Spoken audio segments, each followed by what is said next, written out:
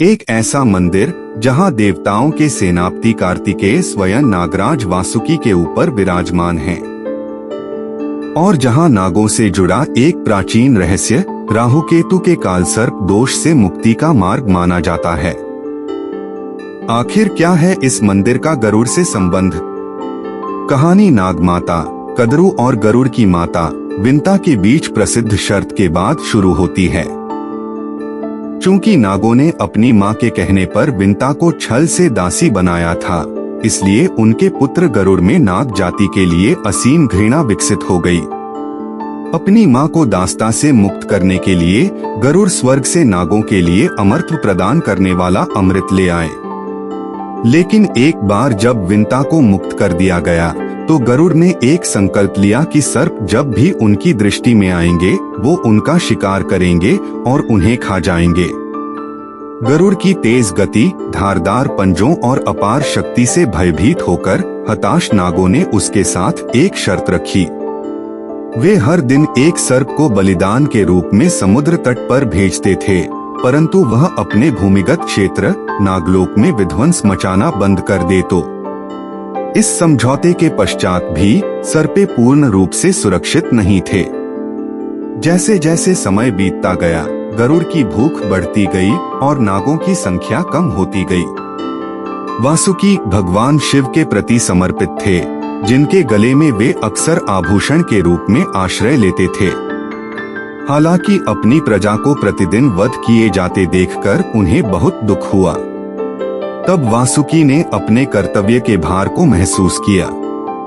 यह महसूस करते हुए कि नागलोक में और महासागरों के पास रहने से उनके लोग गरुड़ के अथक प्रहार से असुरक्षित हो गए थे, वासुकी ने पृथ्वी पर एक ऐसा स्थान खोजने का निर्णय किया जहां दिव्य कृपा उनकी रक्षा कर सके। उन्होंने दक्षिण भारत के पश्चिमी घाट में घने धुंध से ढके कुमार पर्वत की यात्रा की। इन चोटियों के नीचे पवित्र धारा नदी, जिसे अब कुमारधारा नदी के नाम से जाना जाता है, उसके तट पर स्थित एक शांत पवित्र वन था, कुक्के। कुक्के के हरे भरे जंगल के अंदर एक सुनसान गुफा में वासुकी ने भगवान शिव की कठोर तपस्या की। वर्षों तक वासुकी गहन ध्यान में डूबे रहे, दिन रात प्रार्थना करते रहे। उन्होंने व्यक्तिगत स्वार्थ के लिए नहीं बल्कि एक भयमुक्त स्थान के लिए प्रार्थना की, एक ऐसा स्थान जहां नाग जाति विनाश के निरंतर आतंक से चिंतामुक्त होकर रह सकती थी।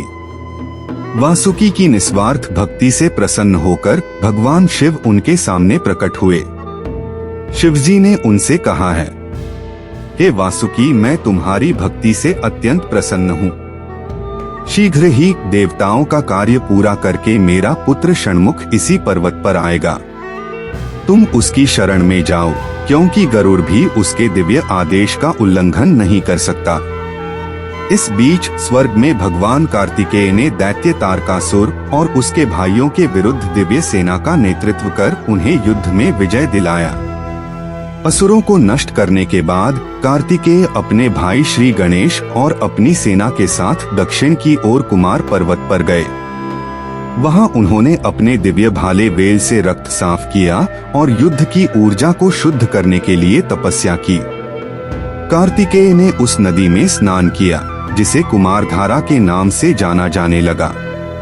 पहाड़ियों की तलहटी में आराम करते समय नागराज वासुकी देवताओं के सेनापति और युद्ध के देवता कार्तिकेय के पास पहुँचे, झुककर प्रणाम किया और उन्हें नागों की दुर्दशा तथा गरुड़ के भयानक आतंक के बारे में बताया। जब वासुकी कार्तिकेय से बात कर रहे थे, तभी अचानक आसमान में अंधेरा छा गया। तेज हवाओं ने पेड़ों को जड़ से उखाड़ फेंका और पहाड़ों पर एक परछाई छा गई। गरुड़ आसमान से नीचे उतर रहा था।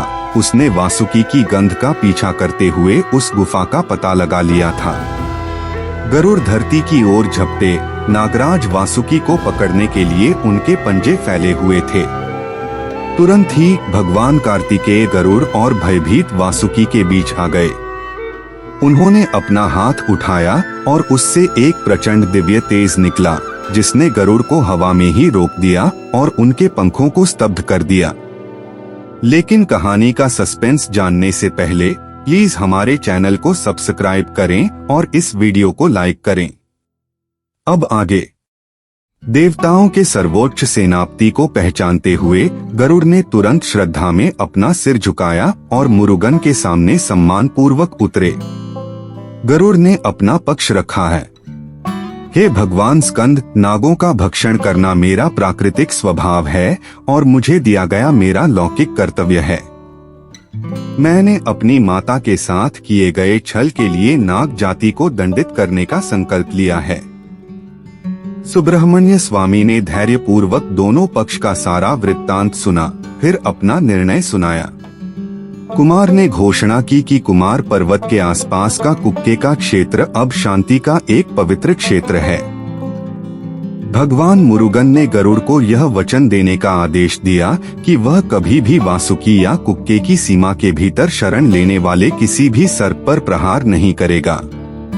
यह सुनिश्चित करने के लिए कि यह वचन कभी भंग ना हो, भगवान कार्तिकेय ने एक असाधारण घोषणा की। उन्होंने घोषणा की कि वह वासुकी नाग के साथ अपनी उपस्थिति का विलय करेंगे।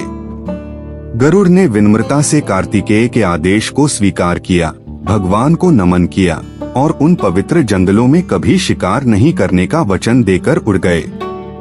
अपने वचन के अनुसार भगवान कार्तिकेय ने गुफा में प्रवेश किया और वासुकी नाग के साथ आध्यात्मिक रूप से विलीन हो गए।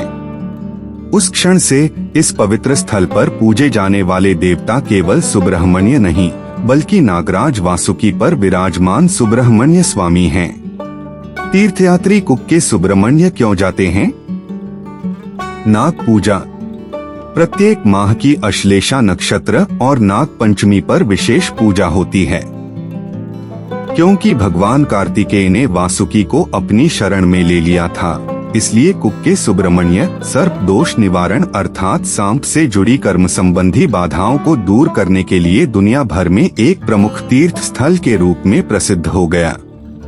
मुख्य मंदिर में सुब्रह्मण्य की प्रतिमा है, जिसमें वे गरुड़ से वासुकी की रक्षा कर रहे हैं। राहु और केतु के कारण होने वाली ग्रहों की बाधाओं से राहत पाने के लिए हजारों लोग यहाँ अश्लेषा बलि और सर्प संस्कार जैसे अनुष्ठान करते हैं।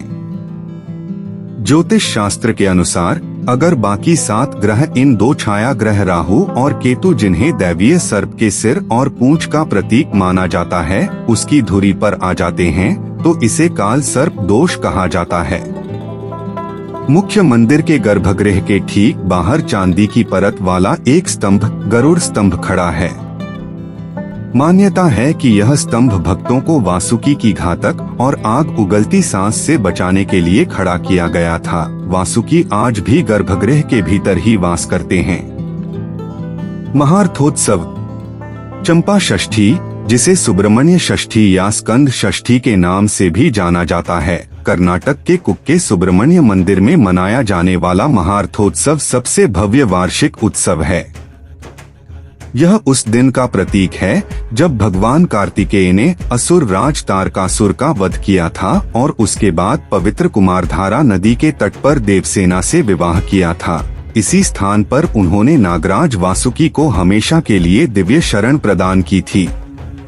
इस उत्सव के दौरान भगवान सुब्रह्मण्य की शोभा यात्रा वाली मूर्ति को, जिनके दोनों ओर वासुकी हैं, ब्रह्मारथ नाम के विशाल और बारीक नक्काशीदार लकड़ी के रथ पर प्रतिष्ठित और स्थापित किया जाता है। माना जाता है कि चंपा षष्ठी के दौरान रथ की रस्सियों को खींचने या छूने से भी बड़ी से बड़ी कर्मदोषों, विशेषकर सर्प दोष और कुजा दोष से मुक्ति मिलती है। यहाँ पास ही स्थित एक पुराना मंदिर है, जहाँ एक बाम्बी है और उस बाम्बी की कच्ची मिट्टी को पवित्र प्रसाद के रूप में दिया जाता है।